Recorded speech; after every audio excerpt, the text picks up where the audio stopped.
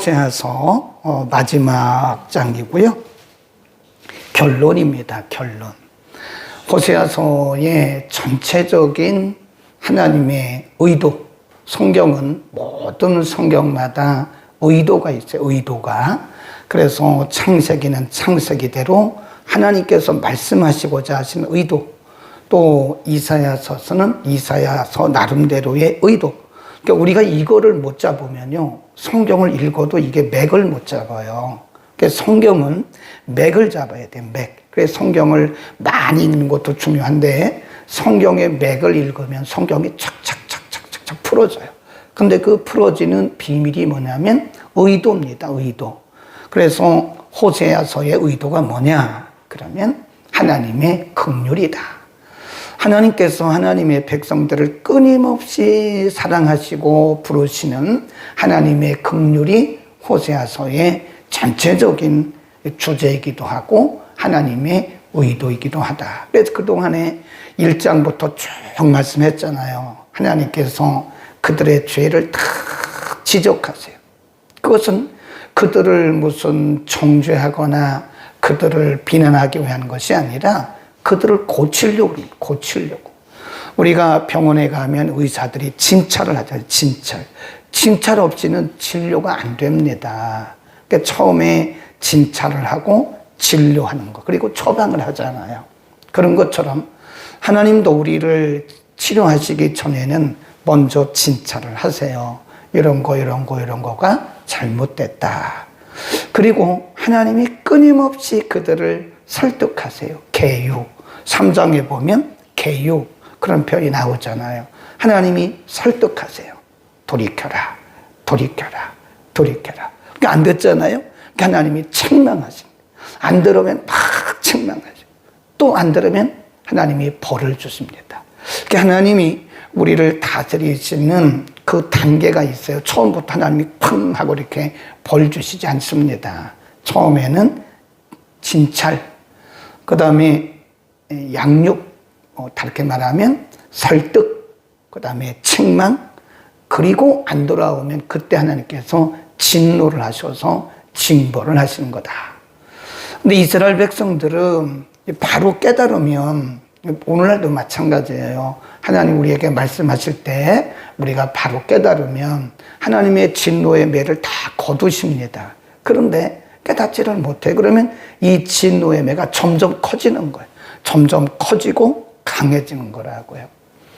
우리가 끊임없이 말씀했잖아요. 6장에서도 보면 우리가 여호와를 알자. 여호와를 힘써 알자. 이게 돌아와요, 안 돌아와요? 안 돌아오잖아요. 그러니까 오늘 마지막으로 말씀하시는 거예요. 1절에 뭐라 그러세요? 1절에 이스라엘아, 내 하나님 여호와께로 돌아오라. 거기다 써놓으세요. 하나님의 부르심. 무슨 부르심이에요? 마지막 부르심입니다. 하나님의 마지막 부르심. 14장 1절. 줄 거놓으시고 하나님의 마지막 부르심이다. 그리고 그들에 대해서 뭐라고 다시 한번 말씀하시냐면 내가 불의함을 인하여 엎드러졌느니라. 그 말은 내가 나를 떠남으로 인해서 너는 지금 완전히 엎드러진 상태다. 망한 상태다. 그러니까 원래 하나님을 떠난 사람들은요, 자기 영적 상태를 모릅니다. 또 뒤집어서 말하면 그러니까 떠나죠. 영적 상태를 모르니까. 하나님이 보실 때 이스라엘 백성들은 영적으로 완전히 마비된 상태예요. 그런데 그걸 몰라요. 하나님 말씀하시기를 내가 마지막으로 너희에게 말하는데 빨리 돌아와. 빨리 돌아와. 마지막 기회예요. 2절 보세요. 방법도 가르쳐 주십니다. 방법. 2절. 시작. 너는 말씀을 가지고 여호와께로 돌아와서 거기까지만 방법을 가르쳐 주세요. 하나님 막연하게 내게로 돌아와라. 그런 게 말씀하신 게 아니라 말씀을 가지고 와라. 그 말은 이 사람들이 말씀을 뭐 했다는 거예요? 놨다는 거예요. 영어 성경에 보면 take, take. 말씀을 다시 잡아라.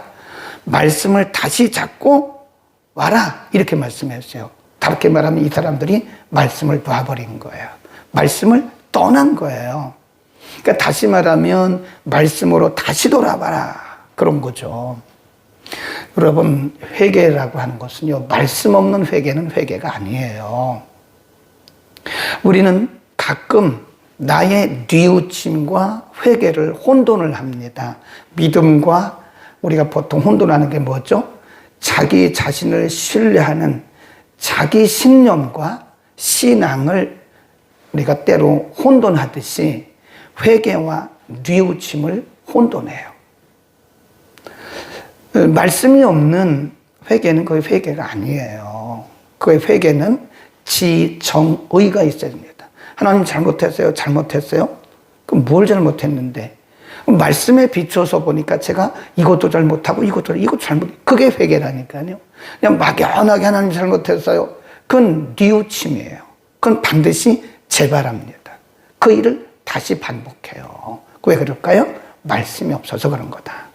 그러니까 말씀으로 돌아오라.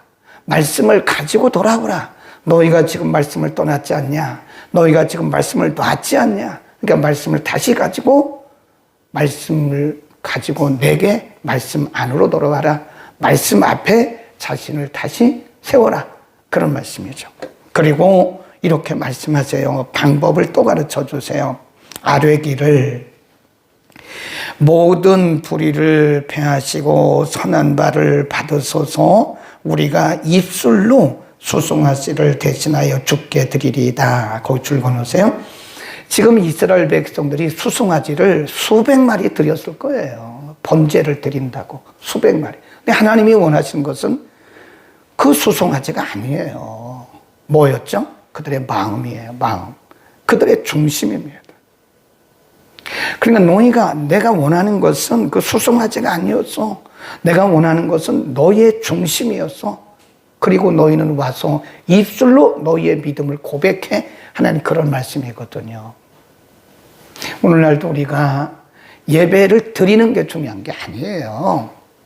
그건 예배를 보는 거죠. 예배를 드리는 게 아니고. 사람들이 그러잖아요. 성도들이 예배 보러 가자. 그 예배 보는 거예요. 중심은 없어요. 그냥 몸만 와 앉아있는, 그건 예배 보는 거지. 그건 예배 드리는 게 아닙니다. 구경하는 거예요. 구경. 목사가 설교를 어떻게 하나 보자. 찬양대가 잘하나 못하나 보자. 네, 누가 왔나 보자. 아무런 의미가 없어요. 예배 보는 거예요. 그거는. 예배는 보는 게 아닙니다. 예배는 드려야 돼요. 그러니까 하나님이 가르쳐 주시는 거예요. 너희가 수없이 번제, 소제, 무슨 화목제, 무슨 별 제사를 다 드렸는데 내가 원하는 것은 그 짐승 잡아 드린 거 아니었어? 내가 원하는 것은 예배의 형식이 아니었어. 네. 내가 원하는 것은 예배의 장소도 아니었어. 내가 원하는 것은 너희의 중심이었어.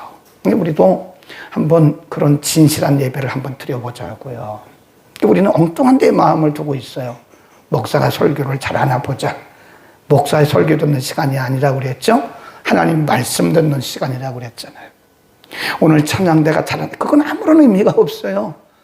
하나님 받으시는 거지 사람 복이 좋게 하는 건 아닙니다. 근데 우리는 그런 데 중심을 두고 그런 데 관심이 있지만 내 중심은 안 드리는 거예요. 내 중심이 빠진 예배는 예배가 아니에요. 우리는 예배를 한번 잘 드려보자고요. 어떤 분이 그런 말을 했어요. 당신의 생애 동안 단 3번이라도 예배를 제대로 드렸다면 당신은 예배자입니다. 그러더라니까요. 참 굉장히 자존심 상하는 얘기죠. 우리가 얼마나 예배를 제대로 안 드렸으면 당신의 생애 동안 단 3번이라도 정말 하나님이 받으실 만한 그런 예배를 드렸다면 당신은 정말 예배자입니다. 그러잖아요. 찬송도 있어요. CCM도 보면 예배자, 하나님이 찾으시는 그 한 사람, 예배자. 하나님은 예배 장소를 원하시는 게 아니에요. 교회 모습을 원하시는 게 아니에요. 예배 형식도 중요한 게 아니에요. 예배 순서도 중요한 게 아니에요. 어떤 분들은 주보 보고 시험 든다잖아요. 본질을 떠난 분이에요. 어떤 분은 예배 순서 보고 시험 든다잖아요. 본질을 떠난 분입니다. 그 예배자가 아니라니까요. 하나님 말씀하세요.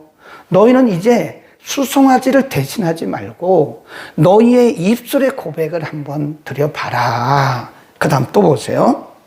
3절. 어떻게 하나님 앞에 회개하고 돌아가는가? 3절 시작. 우리가 앗수르의 구원을 의지하지 아니하며 말을 타지 아니하며 다시는 우리의 손으로 지은 것을 향하여 너희는 우리 신이라 하지 아니하리. 이는 와와 주께로 말미암아 긍휼을 얻음이니이다. 앗수르, 애굽, 이게 다 이 사람들이 하나님 대신에 의지했던 거거든요. 하나님 이사야를 통해서 말씀하기를 너희는 애굽으로 가지 마라. 애굽으로 가면 망한다. 라는 말씀하셨거든요. 근데 이 사람들이 어떤 군사적인 위기만 만나면 계속 애굽으로 가는 거예요. 앗수르로 가는 거예요. 그러니까 앗수르에 의해서 망했어요. 네. 그런 고백을 하라는 거예요. 하나님, 제가 지금까지 무지해가지고 하나님 의지하지 않고 하나님 신뢰하지 않고 내가 사람 의지했고 내가 사람 바라봤고 물질을 의지했는데 하나님 저 그거 안 하겠습니다. 그렇게 회개하라니까요. 네, 그게 진정한 회개예요. 하나님, 제가 사람 보고 시험 들었고 사람 보다가 마음 상처받았는데 이제 저 사람 안 보겠습니다. 제가 하나님만 바라보겠습니다. 내가 물질 보다가 때로는 물질이 많아지면 기분이 좋다가 물질이 없어지면 실망했는데 하나님 저 그것도 안 하겠습니다. 물질도 안 바라보겠습니다.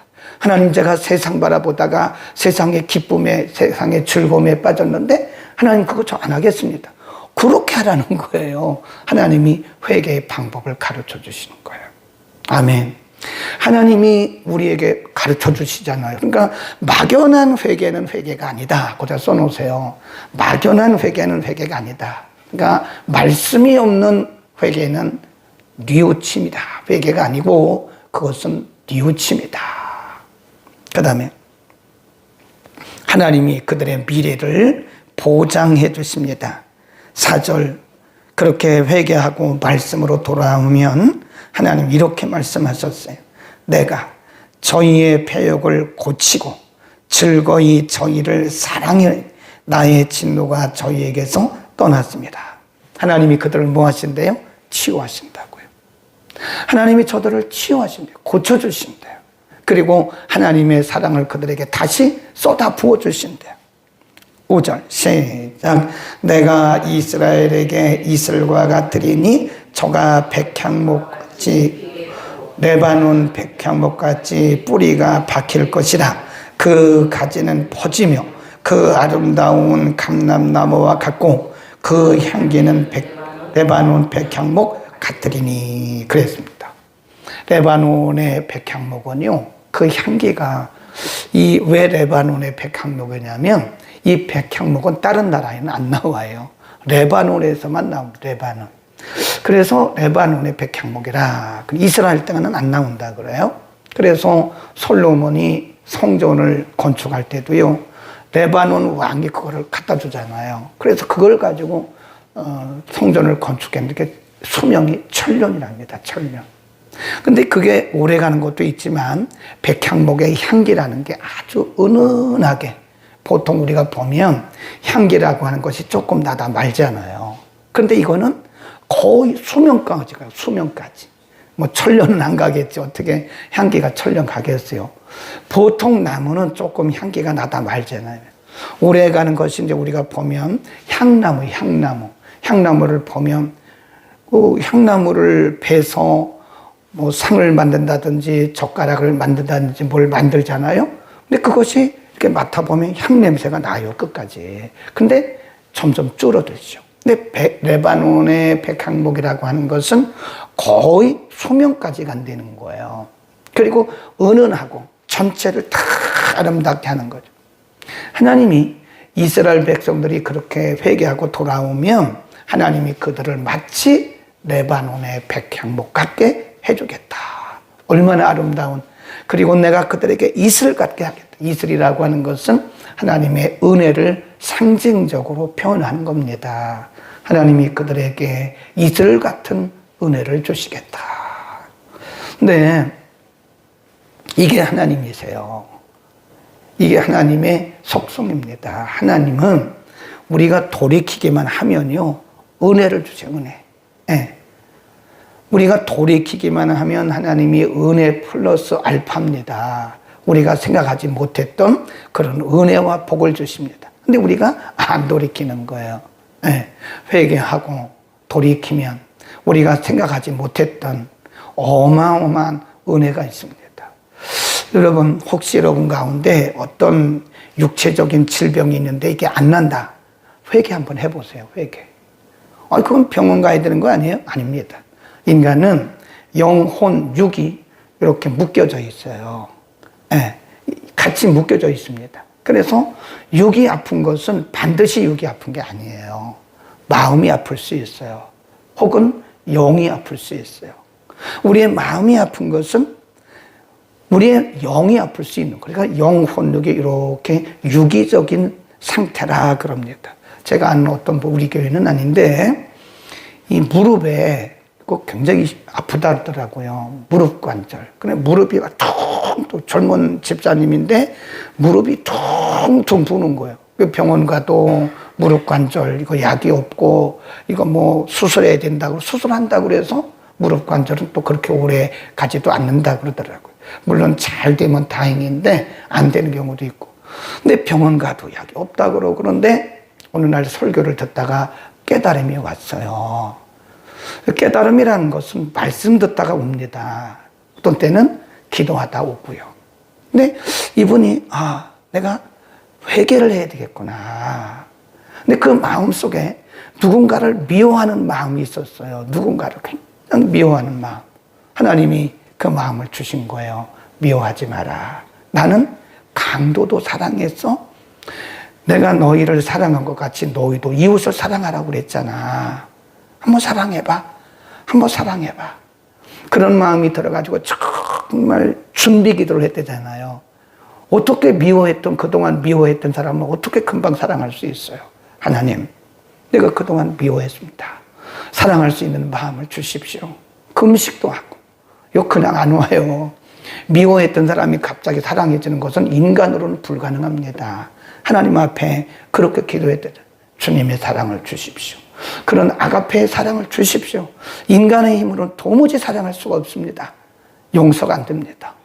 그랬는데 금식하고 예비기도 하고 금식하고 예비기도 하니까 하나님 그런 마음을 주시더래요. 그러니까 용서가 자연스럽게 우리가 토요 성서학당 공부했잖아요. 에서가 야곱을 죽이고 싶도록 미웠지만 어느 날 보니까 에서의 마음이 확 열리듯이 마음이 확 열리더래요. 그리고 그분을 용서하고 하나님 앞에 회개, 그동안 그를 미워했던, 나는 그런 미워하는 마음으로 지금까지 예배를 드렸고 그를 미워하는 마음으로 지금까지 나는 기도했으니 나의 예배와 기도가 하나님 앞에 드려졌겠나 이 말이에요. 그렇죠. 예수님도 그랬잖아요. 너희가 형제에게 원망 들을 만한 일이 있거든 제물을 드리지 말고 가서 사화하고 와서 예물을 드려라. 그 말은 사람과 화목하지 않은 상태에서는 우리의 기도와 예배도 때로는 연락이 안 된다는 거잖아요. 그런 말씀이 생각나고 용서의 마음을 용서했더니요, 약을 먹어도 이 퉁퉁 분 관절염이 안 났는데 어느 순간부터 이 퉁퉁 부었던 부기가 쭉쭉쭉쭉쭉 빠지더래요. 그러더니 관절통이 없어졌대잖아요. 저는 그래서 이 영혼 육의 유기적 관계라는 것을 100% 믿습니다. 그래서 모든 사람에 다 해당되는 건 아니에요. 어떤 경우에 어떤 사람들에게는 그 해당이 돼요.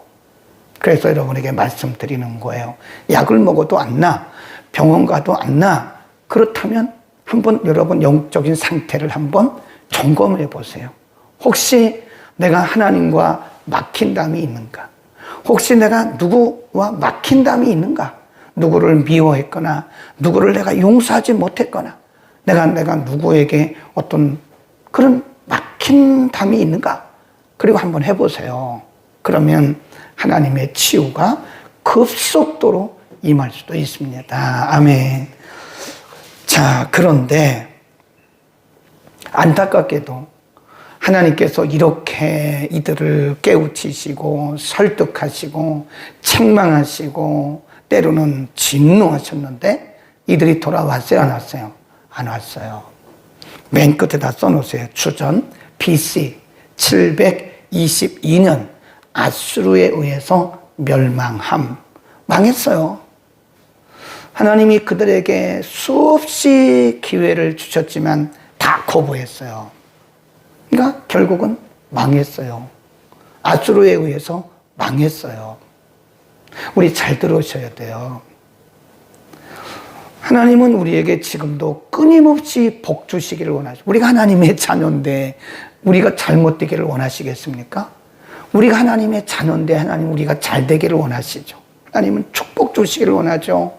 하나님 우리를 정말 더 많은 것으로 채워주시기를 원하시죠. 근데 우리가 안 받는 거예요. 아니 목사님 제가 언제 안 받았습니까?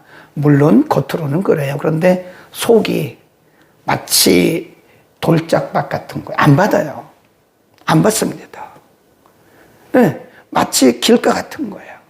예수님이 마태복음에서 말씀하셨잖아요. 씨 뿌리는 비유를 통해서 어쩌면 우리의 마음밭이 길가일지도 몰라요. 교만하고 오만하고 고집스럽고 귀는 열려 있지만 마음은 닫혀 있을 수 있어요. 불행한 성도입니다, 여러분. 저는 그렇게 생각해요. 설교를 듣고 은혜 받지 못한 사람은 정말 불행한 성도입니다. 다시 시작해야 돼요. 목사든 장로든 권사든 전도사든 집사든 그건 중요한 게 아니에요. 우리가 그런 직분 가지고 천국 가는 게 아닙니다. 믿음으로 가는 거예요. 그러니까 설교를 듣고도 은혜를 받지 못해요. 그러면 자신에게 문제가 있다는 것을 분명히 깨달아야 돼요. 사람으로 봤다든지 설교자를 사람으로 봤다든지 내가 지금 길가마 고집스럽고 교만한 거예요. 네. 여러분 항상 그렇습니다. 제가 늘 얘기하잖아요. 설교를 들을 때는 사람을 보지 마세요. 지금 하나님께서 저분을 통해서 주의 종을 통해서 하나님이 말씀하신다 이렇게 들어야 돼요. 이를 원하셔도 내가 고집스러운 마음이 있고 내 마음이 돌짝밭 같으면 그건 은혜가 아닙니다. 그러니까 제가 늘 안타까운 분들이 있어. 이렇게 보면 예배 시간에 은혜를 못 받는 분이 있더라. 참 안타깝다. 불행하다. 저분 불행하다. 설교 듣고 은혜를 받아야 되는데 설교 듣고 은혜를 못 받아요. 아, 저분 불행하다. 정말 안타깝다. 저분은 사람의 말로 들어서 그런 거지 정말 하나님의 말씀으로 들었다면 저런 반응이 없을 거다. 우리는 마음을 열시고 겸손합시다. 이스라엘 백성들은 하나님이 그렇게 가까이 가셨고 은혜를 베풀기를 원하셨지만 거부하다가 망했어요. 은혜를 거부하면 망합니다. 은혜를 받으면 축복입니다. 기도하겠습니다. 걸어가신 우리 아버지, 오늘 우리가 호세아서를 마감하면서 이스라엘 백성들을 그렇게도 사랑하시고 그렇게도 그들을 설득하시고 그렇게도 그에게 말씀으로 주셨지만 끝까지 거부하고 끝까지 무지하게 그렇게 살다가 결국은 하나님의 진노로 아수르에 의해서 멸망한 것을 상고했습니다. 하나님 우리에게 들을 귀를 허락하시고 깨닫는 가슴을 허락하여 주옵소서. 우리가 아무리 하나님께서 은혜를 주시려고 하셔도 우리에게 축복을 주시려고 하셔도 우리의 마음이 길가 같고 돌짝밭 같으면 그 은혜는 은혜가 될 수가 없음을 우리가 고백합니다. 하나님 우리의 마음이 언제나 겸손하게 하시고 평생에 하나님이 예비하신 은혜와 복을 받아 누리는 우리 모두가 되게 하옵소서. 예수 그리스도의 이름으로 기도드립니다. 아멘.